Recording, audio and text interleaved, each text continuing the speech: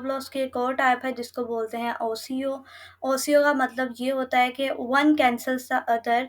OCO जो है वो ऑर्डर की एक टाइप है। इन इसमें होता ये है कि आप अपना टीपी और स्टॉप लॉस जो है वो एक साथ ही लगाते हो, और अगर आपका जो है वो टीपी है असल में से जो भी ट्रिगर होता है दूसरा ऑटोमेटिकली कैंसिल हो जाता है।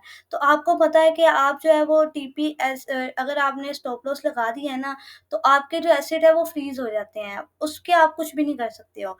तो ओसीओ में आप टीपी भी लगा सकते हो और अपना स्टॉप लॉस भी लगा सकते हो एक साथ। तो बिटगेट पे आप यहाँ पर क्लिक करके जो है वो अपना ओसीओ सेलेक्ट कर सकते हो। तो सबसे पहले आएगा लिमिट। लिमिट होगा आपका, आपने बात मेरी ध्यान से सुननी है। लिमिट लिमिट होता है आपका टीपी। यहाँ पर जो ओसीओ में आपका ये सबसे पहले आपका टीपी होगा, और ट्रिगर प्राइस पे वो प्राइस जिस पर आपका स्टॉप लॉस का ऑर्डर एक्टिवेट होगा। तो और उसके बाद ऑर्डर प्राइस आपका स्टॉप लॉस होगा, और क्वांटिटी जितनी आपने करनी है। तो इस वक़्त बीटीसी की प्राइस चल रही है 61,400। तो आपने कहना है, मैं जब बीटीसी 65,000 पर जाए तो सेल हो जाएगी, आपका टीपी हो गया। और आपने कहना है कि 58 पर मेरा स्टॉप लॉस है, तो 58 जो है वो आप यहाँ पर अपना स्टॉप लॉस लिखोगे, और नीचे वाला भी आप 58 ही लिख दोगे। तो आपको ये बात समझ आ गई कि आप दोनों ये दोनों आप सेम भी लिख सकते हो, और ये दोनों आप डिफरेंट भी लिख सकते हो।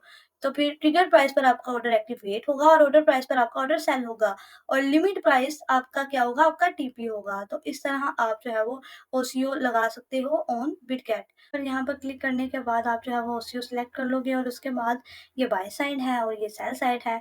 प्राइस पर आप अपना जो है वो टीपी लिखोगे। टीपी क्या था, 6500।